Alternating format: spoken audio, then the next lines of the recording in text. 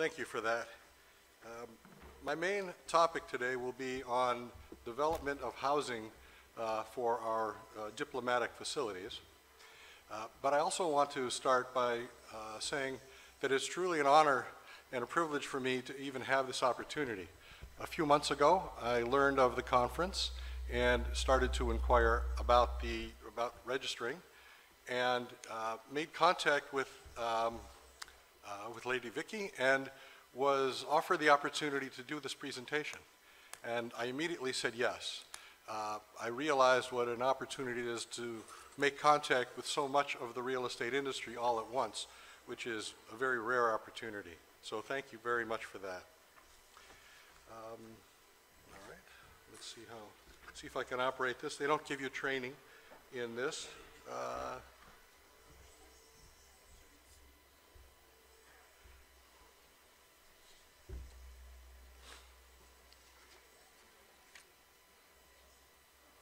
Well, I'll begin while we try to sort this out. I want to explain why I'm here. What are my goals? My primary goal is really to reach as many portions of the real estate industry as possible to, to explain what our purpose is, why I would even be talking to you. It's mainly to deliver housing for our diplomatic community. I'd like to put this out as a theme that will carry through. We consider ourselves a low-risk tenant in high-risk environments. If the market can produce what we need, we go to the market. If the market cannot, it's usually because there's a lack of development or attention to the housing we need or in the right location, and there's some risk involved in that investment. So we're not always easy to deal with, but it's worth it when you do. I'm going to be sharing our housing requirements, not in great detail, but to give you all a sense of what we need and what we look for when we want a new housing project for our staff. I'll explain why the housing concerns. The American diplomats do not need to live in the best housing that's available in any city. We don't provide, by design, luxury residences. The U.S. taxpayer pays for these, so we try to make sure that it's sensible and affordable. But price is not the driving factor, right? We're not investors. We don't build or lease or buy to make money or profit. So to a large extent, we're outside the industry's norms in terms of planning for projects, because we don't plan to make a return on our investment. We're trying to meet other requirements. I'll discuss our process today. In many ways, it's very similar to any other building project, but in many ways it's different because we have to comply with our government procurement regulations and rules and competition, etc. I'll also discuss, or I'll highlight some of our, the project structure, which is really going to be, I think, of most interest to everybody here, about what kind of, I call them deal structures, work best for us. That's the program that was mentioned earlier, build to lease and option to lease projects. And finally, I'll highlight some of our already proven successes in Africa. We have multiple projects going on and more in the pipeline. So if I can work this properly, I don't know if it's, can the clicker did not get the appropriate training.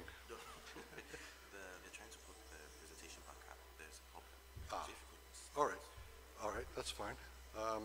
Well, I'll continue. There is a slide here which we don't need to spend a lot of time on, but it's a slide with a lot of statistics about our global real estate portfolio. The numbers are large, but they're not up there to impress. They're up to demonstrate, and I'll read a couple of them to you. If the slide comes up, we can skip it later.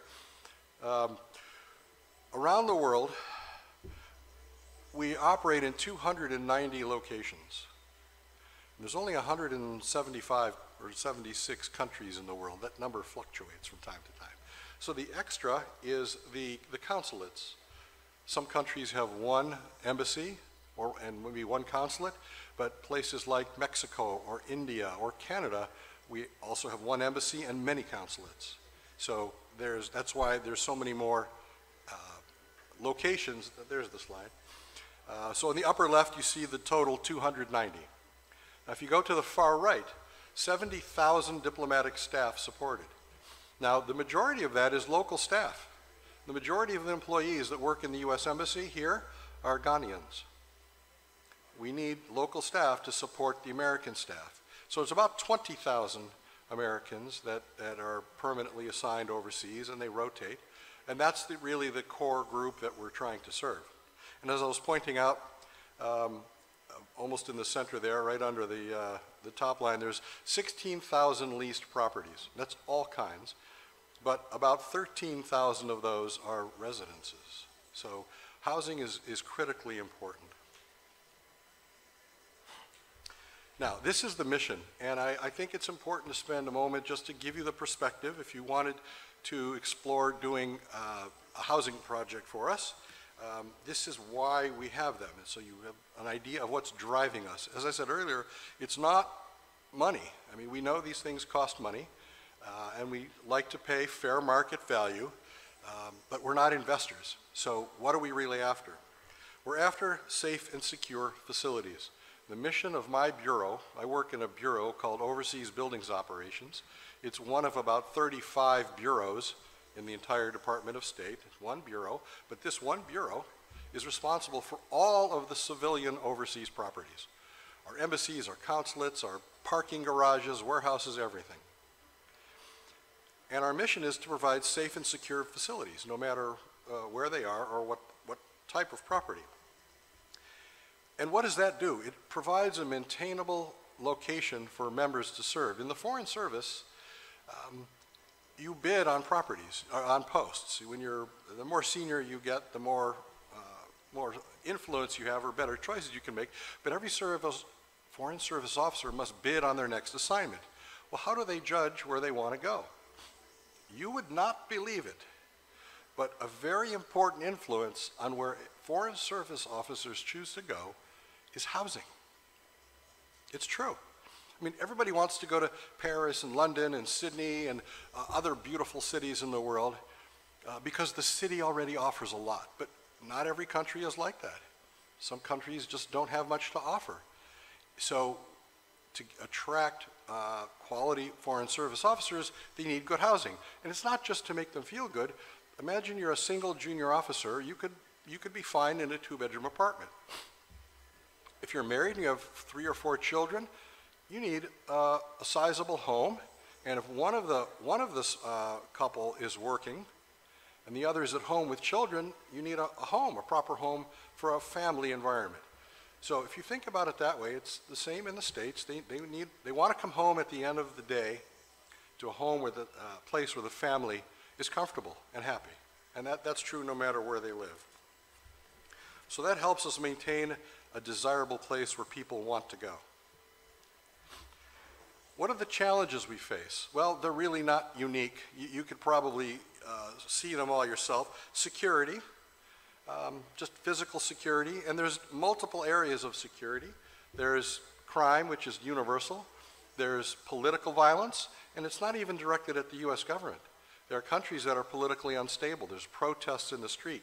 There's gangs. There's political factions, and we need to have security against those sorts of unprovoked but spontaneous attacks.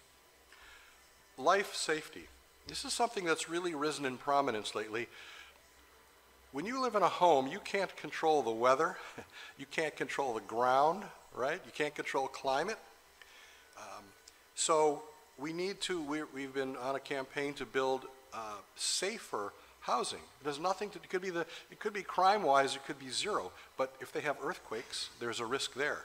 If you're in California, there's a big fire risk there, right? And with climate change, you don't know. So unrelated to really individuals, we're trying to improve the safety and security, and it's really so people can escape. It's not, we're not going to build a house that's so strong no earthquake could ever knock it down. That's not the goal. It's to keep it from falling apart on top of people so that they can get out. So there's levels of sort of seismic engineering and so on. Other challenges are just availability. Are we in a place where quality of construction is reliable? Here in Ghana, the answer is yes. I could drive around town, I can see very well-built homes, shopping malls, places like the National Theater and so on. So the construction capability is here. That's not an issue for us, but in some places it is. And location. As you can imagine, probably everybody here in this room would prefer to have a home near where they work. That's just kind of natural. But when your embassy is in downtown anywhere and it's dense, you can't expect to have housing right next door. Sometimes it's a bit of a drive. And it's not always distance, it's time. 2 miles in Bangkok could be an hour and a half. 2 miles somewhere else can be 5 minutes. So the location is critical. So these are the challenges that we face. So that's our mission, is to provide the housing that addresses all of those. So let me see if I can, we're a little bit ahead here. Here we go. All right. I'm getting trained myself here. All right. This slide is a little mixed, but okay. This is really one of the most critical parts of the presentation conceptually, because this launches our program. We see 3 different methods for delivering housing to us, no matter where we are. And the first you see on the screen is what's already here. We can just lease existing housing. We do it all the time. But we have to take what's available, right? So the limiting there is, well, the benefit is it's usually the lowest cost because it's whatever the market is, and we can get it quickly if there's a vacancy. But we can't do much to the home. We don't own it. We can't make a lot of improvements.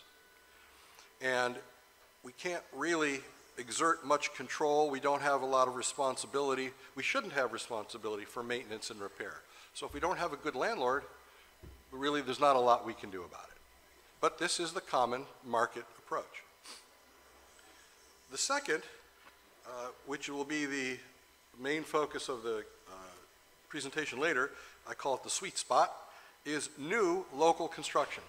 Build to lease and option to lease. And that's what I'm going to go into a little bit later. But why is that the sweet spot? Well, you can see it's a moderate cost. It takes longer because it's new construction. But we can influence the design and the technical aspects. We can have built for us to a certain level the fire and safety and security features that we want. And it involves a minimal amount of oversight for us during the construction, depending on whether it's the build to lease or the option to lease. The third option, which some people might assume we do, is new construction. Well, if my bureau builds the housing, I'll be less than diplomatic and say it will be ridiculously expensive because they will hire an American firm, mostly, have to send Americans over here, they'll import things. It's so expensive, we just don't do it. It's not really even a viable option. There's some exceptions in very, very dangerous places where our security people say your housing must be on the same compound as the embassy itself, but that's pretty rare. So those are the 3, and the, let's see, what page are we on here? I'm sorry about this. All right, so now I'm going to go into the actual choices. The build to lease option is just what the name implies. We go through a competitive process, and this is true wherever we are, and we publicly solicit bids. Now we put out a fairly detailed request for proposals with the scope of work and so on, and we do this in places where the market simply cannot meet our requirements. It could be because of volume. We need 60 units, for example, or 85 units. I mean, these aren't really huge projects, but for our scale, this is a good-sized project. But the market can't provide a complete compound that meets all our requirements that's available to lease. So we contract with developers. Through this process, we select one. It's a public solicitation, and we go through negotiations. And in the build to lease there's a good amount of risk on the developer to start with. The developer must provide the land and the financing and the design and the construction. So why would you do that? Why would you, take all that risk? Because before you start putting any shovel in the ground, we sign a firm agreement with you. It's a firm lease agreement. If you build it, according to the contract, we are committed to leasing. It's a done deal. So you take the risk up front and you're rewarded with a pretty well guaranteed contract. Now, if anyone's done business with the U.S., like I've said before, it's not always easy, but we honor our contracts, we pay when we're supposed to pay, we respect the law, we don't go out of business, ever. Our government doesn't shut down very often. So once you have a contract with us, and we agree to the terms, whatever the terms are, we abide by them, and you can count on that. And we include purchase options in the build-to-lease projects, and we have exercised some of those. And that's fully negotiated in advance, too. There's often a price fixed for a number of years, and if we like it, there's a fixed term with renewal periods. I didn't want to get into too many details here, but typically, if I were negotiating the deal, I would start out with about 30 years worth of lease. So this isn't a short-term arrangement.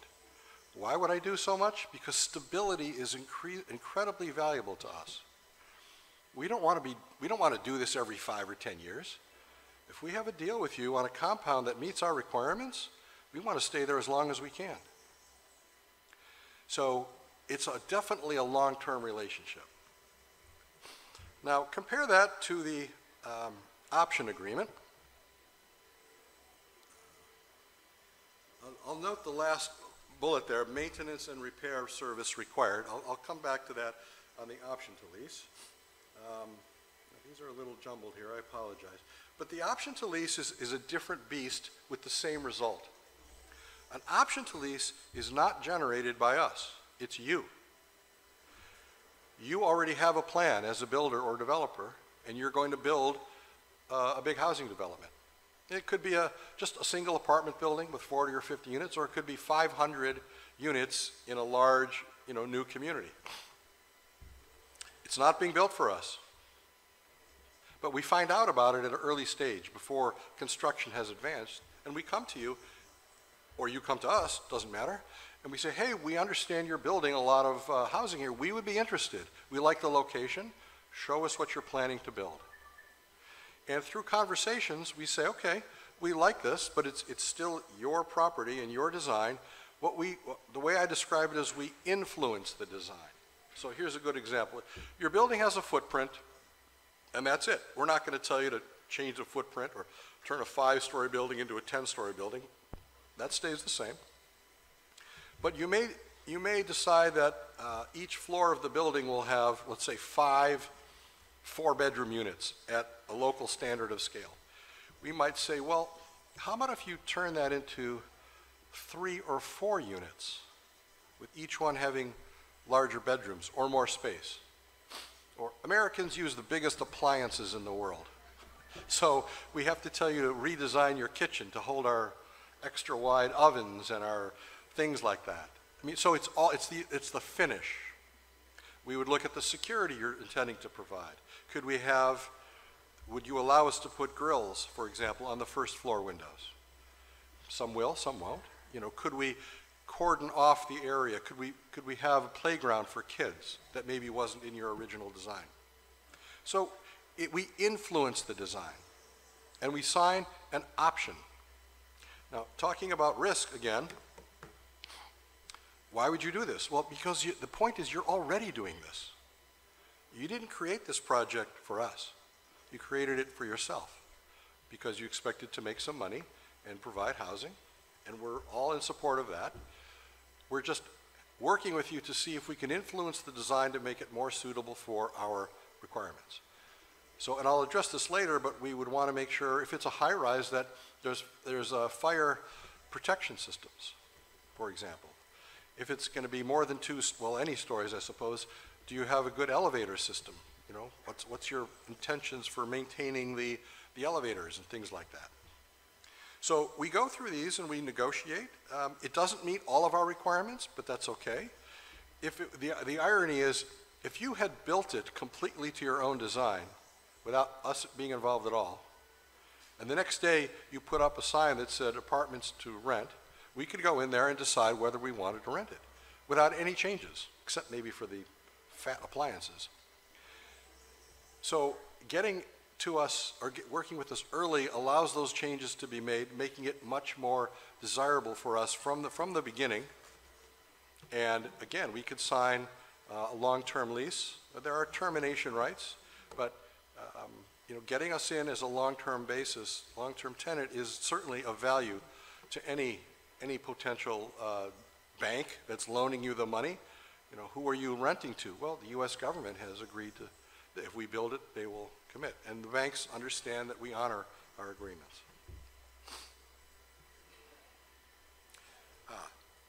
Let me get to this. What's really critical to us, because we've learned our lesson around the world, is that the developer, the builder, the ultimate landlord, I should say, not really the builder itself, be committed to proper maintenance and repair.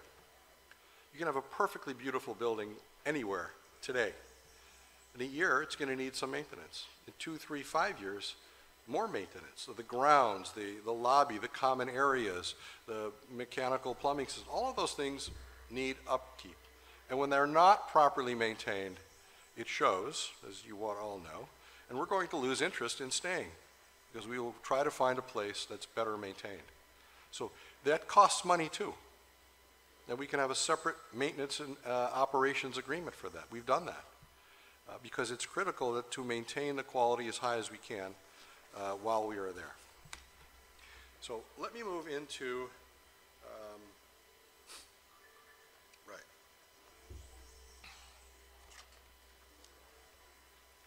Sorry, this is looking a little different. Well, all right, I'm just going to follow my project slides here. I don't want to confuse you though. It's, here we are, this is right.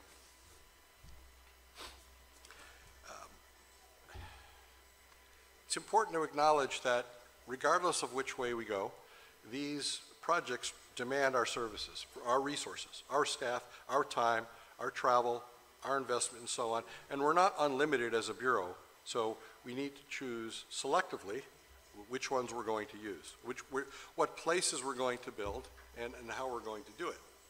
The option to lease is easier because it's your project, your design, and usually works faster, but it doesn't fully deliver everything we need. So we really have to look at what's available. If there's a developing place like Accra where I see new construction going up, options to lease seem viable to me. If places like Nouakchott, for example, where there was just no new construction going on at all. There was, an option to lease was useless. We had to have brand new construction. So in that case, we could only use the build to lease to make sure it was built to our requirements. So who's involved in that? You can see on the slide there the list of stakeholders. OBO, that's my short name for my bureau, Office of Buildings Operations. Overseas Buildings Operations. Diplomatic Security, that's a whole nother bureau. I said I work for a bureau. Diplomatic Security is a whole different bureau which has extreme amount of influence on all of our property because their #1 goal, it's not taxpayer money, it's not beautiful buildings, it's keeping people safe. They're the ones that require walls, security booths, grills, bars, etc. And that's their job. They take it very seriously. So we often have to build security features into the buildings that you wouldn't do yourself. Nobody would build a residential property with this level of security. And we understand there's an extra cost in there. The other stakeholders include our embassy. We don't just build it. I heard a great story this morning about the difficulty of offering residents of a community new housing, and they refused to take it because it didn't meet their needs. What I heard was there was a disconnect. The people proposing that new development didn't talk to the customers. So the embassy is our customer. So we can't say, we're going to build you a nice, 5-story apartment building when everybody in the city lives in detached homes. They're going to say, no, we don't want that. So they're very much a part of the process. They're not technical experts, but they're the customers. These are the people that will live there. So they're engaged as well. They must be involved. The rest of the stakeholders are you. You, the landowners, property managers, developers, contractors, cities, host governments. Right now we're trying to do a project in Dushanbe in Tajikistan. And we have a great developer, not a problem, but the host government is not being nice. And we wanted to build in provisions where we could take ownership, like the build to lease, and they're not giving us permission to do that. So we're going to wind up with a 99-year lease, perfectly legal, and it doesn't require the host government approval because it's a lease, it's not ownership. We're hoping that sometime in the next 99 years, the government will change its mind and let us purchase. So it can come from the very top. It's not just, because we're a diplomatic mission, obviously, we have some extra connections that we have to deal with. Also, you can see on the bottom right there, in terms of the project planning and so on, every post is different. So we virtually never put 100% of our staff into one of these compounds. One size does not fit all. So sometimes our property needs, the best available location is several miles away from the embassy, which is close enough, but it's not downtown. And you might have singles and young couples that want to be much closer to the nightlife and the socializing, so they don't want to live out there. They want to live in an apartment somewhere closer to town, and that's fine. So we never have everybody in one location. It doesn't serve everyone. And it depends on the size of the embassy as well and the number of people. We're not doing these kinds of projects for, certainly not the build to lease, the BTLs, for less than 30 units. And even then it's kind of marginal in terms of cost-wise. But the option to lease is different because it's a smaller investment, and if you're building a 70-unit community, we might just be happy to take 10 or 12, and that would work. All right, I think I've covered some of this. The build-to-lease projects only happen when we start them, just so you're clear on that. There's two parallel tracks here. The options to lease can come basically from the market itself, and that's the key difference there. And we're open for business all the time. If any of you actually have projects, high quality housing, I'm saying not the very top end of luxury units. That's not where we put our people, but just good quality housing that, 2, 3, 4 bedroom, 3, 4 is more or less the mid-range there. You can approach the embassy or the consulate at any time and say, I have some housing that I would like to offer if you're interested in leasing. And they can make their decisions right there. If they like it, they'll come and look at it and so on. It doesn't have to involve Washington. If it becomes a large-scale contract, then yes, it would. But there's more access than you may realize, I guess is my point. Okay. Go back here. One thing that's important to point out is that we typically have above-market requirements. So all of you already know what's involved when you provide housing, even high-end housing, but we require just different or more features. So I mentioned earlier the special fire, life, safety, security features. You're probably not putting grills on the windows. You're probably not having well, actually there are some. I was turned away at Airport Hills. I wanted to have a look around. I didn't have an appointment. So they said, call the office and then we'll let you in to look around. That's a secured community. And we would have the same sort of thing for our compounds because they're exclusively occupied by the Americans and they're not open to the public. You would need to have an appointment. So I was kind of surprised but also a little impressed at the security there. That's the vehicle and pedestrian screening facilities, which you really wouldn't have in most of the developments. The structural designs, if you're in a high seismic zone, we want to see the structural drawings. We want to have our engineers look at it. Is this going to be a long-term secure facility? And it depends on where you live. I grew up in a town called Cleveland, Ohio. They don't get earthquakes there. But if you grew up in Los Angeles, earthquakes are not every day, but they're certainly part of your life, and the seismic code in California is very high, for good reason. So even within one country, you have very different zones. And so we have our engineers look at what is the risk there. We have these emergency notification and alarm systems. So every single unit, someone in the house can push a button for an emergency, whatever the medical emergency, fire emergency. People don't usually get in and try to rob these houses, but if that were to happen, same button. I talked a little bit about our design requirements, so I'll skip that. But we do require, especially if it's going to be, some posts are very family friendly. It's a safe environment, there's good schools, etc. So it attracts, I mentioned earlier, the foreign service bidders, it attracts, families that want to go there. Well, families mean children, and children need somewhere to play. They can't stay inside. So we need playgrounds and outdoor amenities. So a lot of these have swimming pools, basketball courts, tennis courts, playgrounds for kids.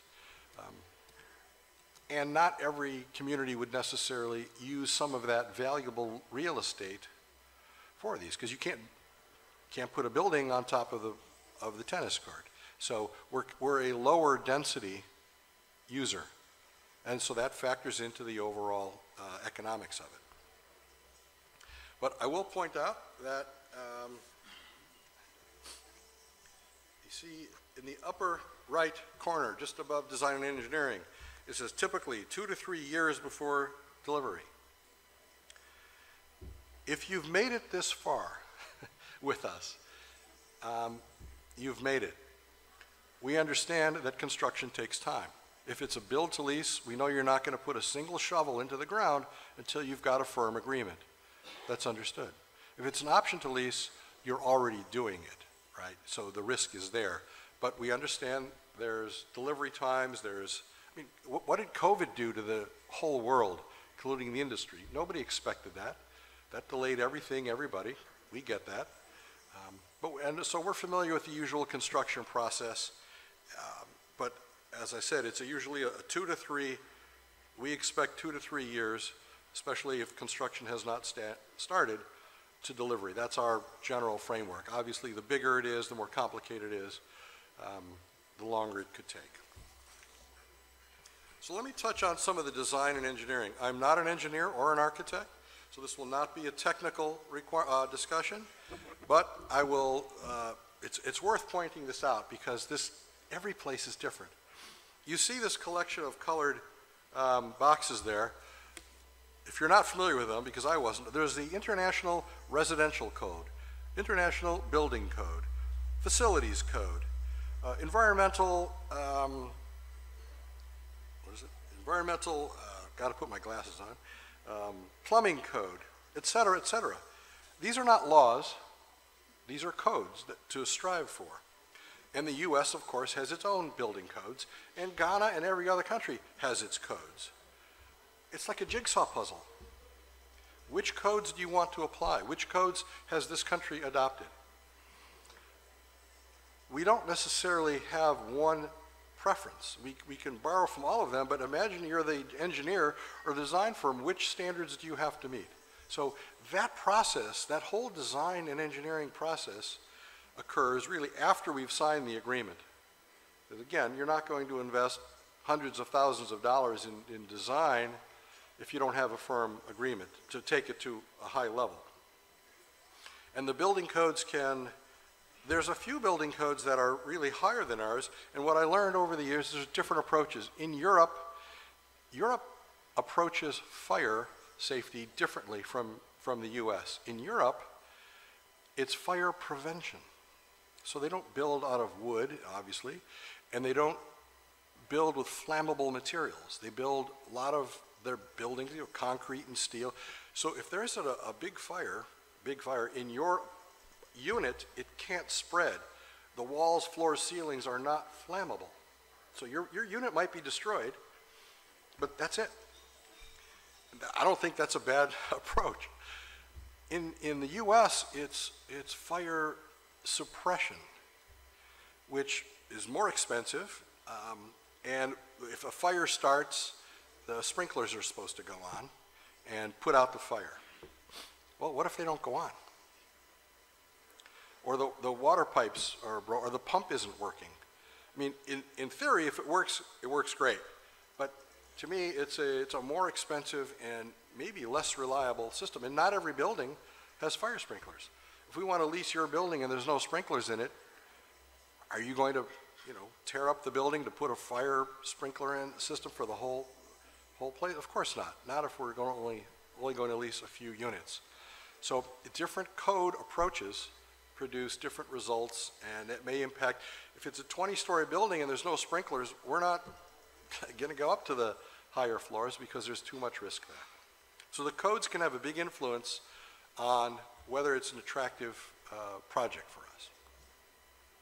So we seek the balanced approach. We don't expect everybody to build like we build in the States.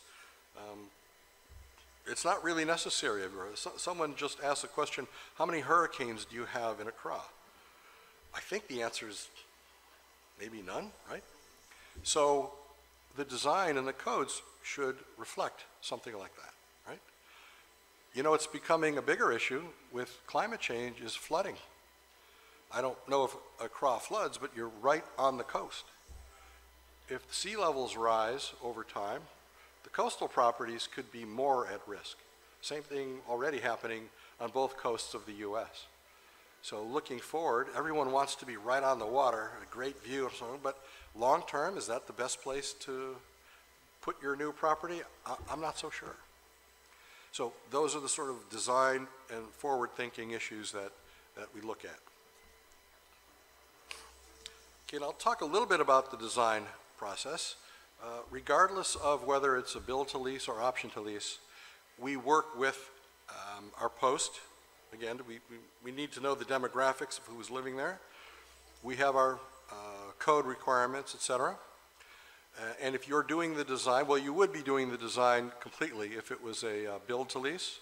You would have already done the design if it was an option to lease. And so we review the design with you, and we go over it to see what codes you're working with. We are a big advocate of sustainability, but as it was pointed out earlier, yesterday I think, it might have been mentioned today, that's a almost forever process. You build one building that's sustainable, great, but there's a million other buildings. So we look at sustainability of energy, of the grounds. We recycle water to reduce our consumption, solar energy, etc., building materials. And that's a project by project effort, and it depends on what's happening in the country. But we factor that in. And the distinguishing factor between, it says right there in bold, the extent of the design control is really what separates the BTL and the OTL, right? Because on the BTL, nothing's built yet, and we build the design collaboratively. On the OTL, you've already got a design, and we influence it.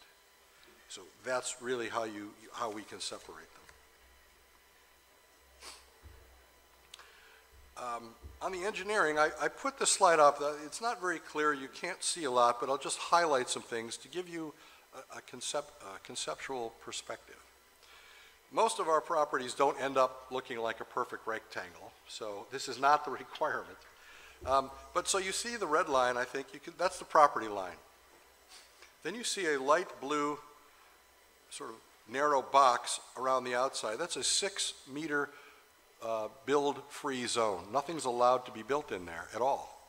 So it's for security reasons. It's completely clear. You can't put trees in there. You can put landscaping, of course. You can put a running track or a bicycle track, but no structures in that 6 meters. Now, go further in, you see sort of the lightish gray purple area. Now you're at 20 meters from the property line. That's where you can start building. no building habitable or no occupied building structures can be closer than 20 meters from the property boundary. That's for security reasons. It's a bit of blast protection, and we can also use that area for, that's where you might put your tennis court, your basketball court, etc. The white area in the middle is your buildable area. So you don't need to be a geometry expert here to see that out of all of that land, we have really reduced the buildable area. So you might think you have a hectare of land and, oh, the value of that land per square meter is this, but we only allow the residential portion to be built on a limited part of that area. So that impacts the cost. Instead of building 100 units there, now really can only do about 60 at the same density. Well, that's a cost, and we understand that's a cost. So we like to do business on an open book basis as much as possible. You're all entitled to a profit. There's no argument there. We're not expecting to get things for the lowest dollar possible, but the more open it is, the more trust there is, and the more ability we have to be flexible with you. All right, you can't do that, but can you do this? Or we'll pay a little bit extra for this because you're losing the opportunity to build more units, so we'll fund this or that you might have not expected us to fund before. On the right side, you see the example here. Seismic safety's become an issue. So again, I'm not an engineer, but this is a pretty thick rebar of a structural column that was in we've used already in Addis Ababa because that is considered in a high seismic zone. So most local developers would never build using this gauge steel, but we required it, and it's now in place. And we finished an apartment building, or I should say we occupied a finished apartment building through an option to lease, and they love it. The Post love it. In fact, initially, the Post reported that they had trouble getting the foreign service officers to move in because they didn't like apartments. They wanted their houses. But the houses didn't meet, any of our requirements. So they moved in, and within a short period of time, word got out, now everybody wants to live there. And we don't have enough units leased for everybody that wants to move in there. Good quality, good amenities, there's a community. It's part of a larger development. It's not just for the Americans. So it didn't take much to show people that we actually had the right idea, and now they all want to move in. So that was a huge success.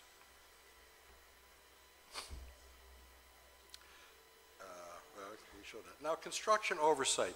This is something that's not at all unique to us. Everywhere in the world, when you're building something, you can have a perfect design. You can order the perfect materials. But is it built properly? Have the materials that you thought you were getting shown up on site? Has the general contractor who subbed to another contractor, who called his brother-in-law, who knows a guy that can make cheap ceramic tiles that look just like the best ones? I mean, are you getting those materials, and are they being installed properly? Labor is also an issue. Particularly in a build-to-lease project where we take a lot of responsibility, we would insist that the labor that is used is protected. I've been to places in Africa where it's an actual construction site and workers are walking around in shorts and t-shirts, barefoot, or just sandals, and no hats. Not going to happen on our projects. They have to have proper construction gear, maybe goggles as well, depending on what they're doing. We take that responsibility. We impose these safety requirements, right? There has to be adequate, someplace where they can clean up, like an ablution block somewhere on the site that's, sanitary, and a place for them to get a meal if necessary. So this is during construction.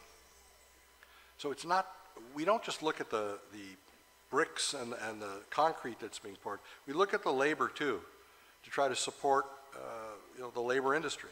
Some of it is skilled labor, some of it's not, doesn't matter.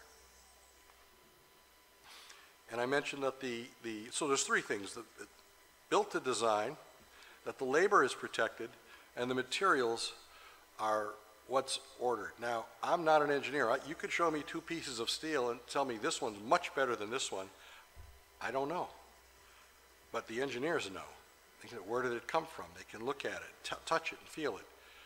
We have this happen all the time, where we order reinforced rebar, steel rebar, that has to be, let's say it has to be, I'll make up some numbers, it has to be 4 centimeters wide. Well, what shows up is 3 centimeters wide. Is 1 centimeter a big deal? Well, yeah, it can be. In a large building, that's 25% less than it should be. So we try to keep an eye on all of that. And that's why sometimes these things take longer. We have project directors that come out and will oversee what's going on. And there's plenty of examples where they'll come over and they'll look at a concrete pour, or they'll look at it and say, you know what, tear that out. It was done wrong, and here's why. It has to be torn out and redone because it wasn't done to design, or it wasn't done with the right materials. So we keep an eye on it. If you're a good quality developer, your own people are doing the same thing. That's what we look for. Nobody wants to get the reputation of building buildings that will crack apart and fall, and the roof leaks and the windows leak, 2 years after construction. But if you're not keeping an eye on the project either, that can happen to you. So you hire yours, we hire ours, and a couple of weeks ago I was in Bosnia doing work there, and we're just going to lease some ordinary office space in an existing office building.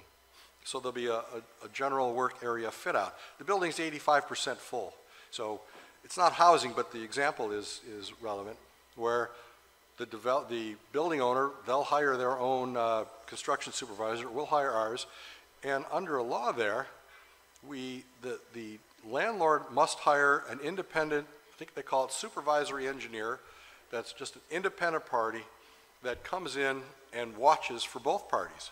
Will help settle disputes, kind of like an inspector, if you will. It's like a public inspector. I didn't know that. I was happy to hear that. That indicates a concern by the municipality that the parties are doing what's required under their contract. All right, so how do you know when the project's done, right? Different places have different ideas about that. And what's important to note, to highlight here is the difference between the build to lease and option to lease. In a build to lease, as I said at the beginning, we're committed. If you build it after substantial completion, we go through the punch list, and there's a date, when that substantial completion happens, that's usually a trigger for a countdown to when the rent begins. And so we start paying rent. Even though we haven't moved in yet, we will slowly move people in. In an option to lease, typically, the developer can't wait until the very end. So it could be 50, 60, 70% completion. That would be the trigger. That would be the time when we have to make a decision. Do we want this or not? And it's far enough along in construction that we can see the quality. We can tell if if this company is building as required and whether we want it or not. And the finish and so on, which still has to be installed, well, that's still subject to the contract, right? So you still have to meet the obligation to build, because if you don't, technically you're in breach. But assuming you do, the option would have already been triggered. So you're going to finish, and then we would have a fixed number of days to start paying rent. So in both cases, once you get into the contract, you're in good shape. As long as you comply with the contract, you're on solid ground. In fact, next week, there's a team coming from Washington on the weekend, and next week, we're going to be engaged in negotiations right here in Accra for this very thing.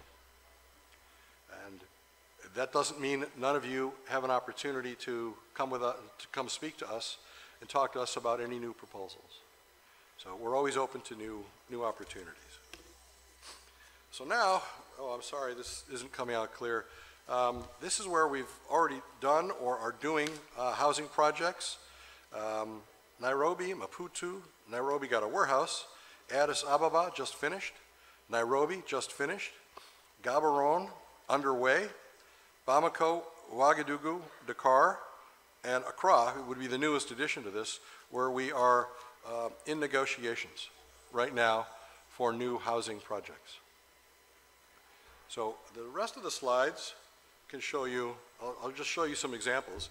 You can see on the left here, this is probably the most beautiful compound we've had built yet in Nairobi, just finished, or we're just moving into it, like right now. It's almost like a hotel.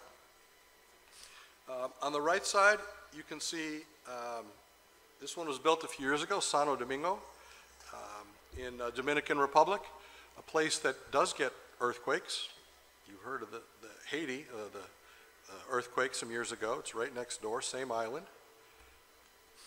The beautiful, and in that one, I mean, here's a good contrast. In Nairobi, it's multi-level, because that's what worked. In Santo Domingo, it's the homes are detached homes connected to one another. You can see right there on the right side, it's also Santo Domingo. That gives you an aerial view. Very creative design.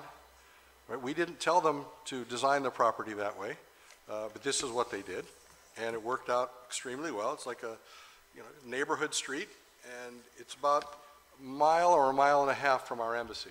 We were able to move into the embassy, acquire land for the embassy in undeveloped area, and because of that, the price of land went up right around us. So we had to pay more for this one because land is now more valuable. So we created our own extra pricing there. And as I mentioned earlier, photos aren't great here, but Maputo already exists. In Ouagadougou and Bamako, those are concept drawings of what may be built for us. Again, it's very much open. We're not trying to replicate an American suburb, although some Americans would like to see that. We try to integrate as much as we can of the local architecture, local designs, local materials. That has nothing to do with the quality of what's built. It's the architecture, it's the design. We want to try to reflect the area that we're in. That's part of diplomacy, if nothing else, but it also should fit in with the local environment. So I think that brings me to the end of the slides, and I would be happy to take questions both before, and I want to, one of my goals here is to meet all of you and find out where you're doing your business, not just in Accra or Ghana, well certainly that's valuable, but we're doing these projects across Africa. We have done, we're doing, we're going to do. So if you'd like to explore opportunities in other places, let me know where you do operations. I'm not going to hand out a list of all the places where we're going to do this in advance. I can't do that. But if you tell me where you're operating, I can connect you with our embassies there and say, talk to these people if you have housing to either show them now or plan to develop. And so maybe we can plant the seeds of a new project. Thank you very much.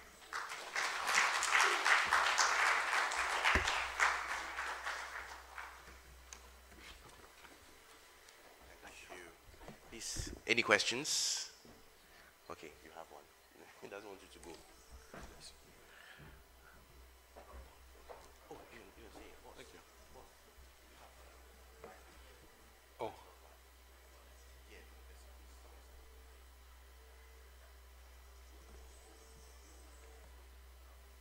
I want to give him a handheld mic so that he could ask. Sure.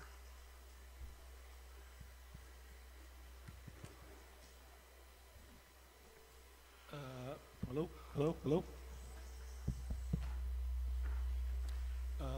Thank you for your presentation. My question is, one question is, what's the furthest distance that you've done either lease or purchase deals from an embassy? The furthest, and I'm curious, what's the average distance away? I didn't quite get the full, what's the furthest distance? When you have from the embassy. From any In all of your projects, I'm curious, what's the furthest distance? I don't think I know the answer to that in kilometers, but I'll tell you this. It's really more time. As I said earlier on, 2 miles in one city could be a 1-hour commute, while in another city it can be a few minutes. So it depends on the location and the access. You could be fairly far away, but if it's, 15, 20, 30 minutes drive, that's fine. The actual standard, this is written into the State Department regulations, an acceptable, reasonable commute for an employee to the embassy is up to 45 minutes. That's considered acceptable, because it's based on Washington. If you live within 45 minutes, you're in good housing, and there's access from all directions. That might seem a lot to some of you, and in some places that would be absurd because nothing is farther than 20 minutes away. So that's fine. So the answer to your question really should be minutes and not miles. I hope that's helpful. And some people at this table, I won't point them out, find that a lot of the requirements that you list, although you say you don't need the most expensive housing stock, many of the requirements and the hurdles seems to put what you're looking for as luxury housing. Yes. So how do you reconcile different locales, which a quarter of the things that you put up there are luxury housing in many locations? Right. No, thank you for asking. Actually, that's a point I should have highlighted earlier. Without putting dollar figures on it, let's just say the standard, if we can do it visually, the standard of good housing, high quality, is here. And what we ask for is here. It's above market, which it often is when it comes to like the fire life safety features. We will work with you to calculate the extra cost of putting that, and we will pay for that in a lump sum at the front end. So I'll just make up some numbers. Let's say it would cost you $5 million to build it to the normal standard. But when you add in our requirements, it's now $6 million. We don't want to bake that into the rent because we'll be paying for it forever and ever. So we will, by agreement, this is a very open negotiation and discussion, we will pay $1 million in a lump sum at some point before we take occupancy. I mean, that's negotiated. So that cost is completely covered. And then we're back to sort of normalizing the rent for this high-end or luxury unit without the standards. We learned the lesson the hard way by having everything lumped into the rent. So even after 5, 10, 12 years, we've long since paid off the extra cost, but now the rent is still very high. So we cover your risk on that at the front end as much as we can. So if you want any question, you can just walk to the mic and then ask. But before that, sorry, please, the CPM students, the CPM students have been wanted in class. So if any of them are around, they can go to class as we finish up this session. Thank you. Good afternoon. Yeah, my question is basically, during your speech, you touched on the fact that the developer, in order for them to get funding from the bank, you will support and assist them.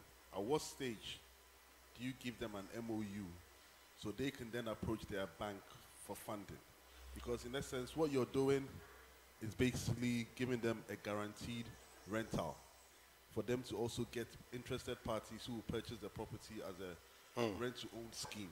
So at what point do you structure a guaranteed agreement with the developer so they can get access to funding? Okay. Now, thank you. That's a good question. It differs from project to project depending on who we're dealing with.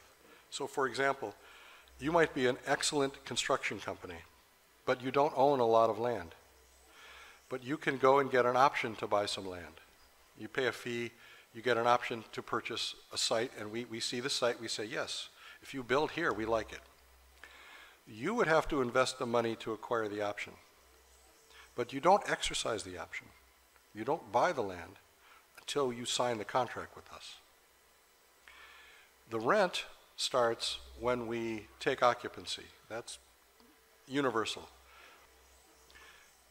You will have to be able to finance the construction, the design, during that period between signing the agreement and occupancy when the rent starts. And our experience has been that the reliability and credibility of a contract with us is strong enough that you can take it to banks, you show them the agreement, they'll see the rent you're going to get, they'll ask you for whatever financial documents they want, but it's reliable. They can trust that the contract will be honored. So the risk is reduced there. So the guarantee really kicks in when you deliver the property, and then the rent stream is for sure. But if you have to acquire the land, that is, I said at the very beginning, that's all on you. Acquiring the land, the design, the construction. So these projects are not for somebody that's, or a company that's just brand new. We would be looking for companies that have experience, but you can certainly do it through partnerships. If you're the construction company, but you know a good developer in residential housing, and you know people that have land, you could form a consortium, joint venture, whatever vehicle you choose. So I hope that helps explain the situation. Thank you very much. Thank you. Yeah.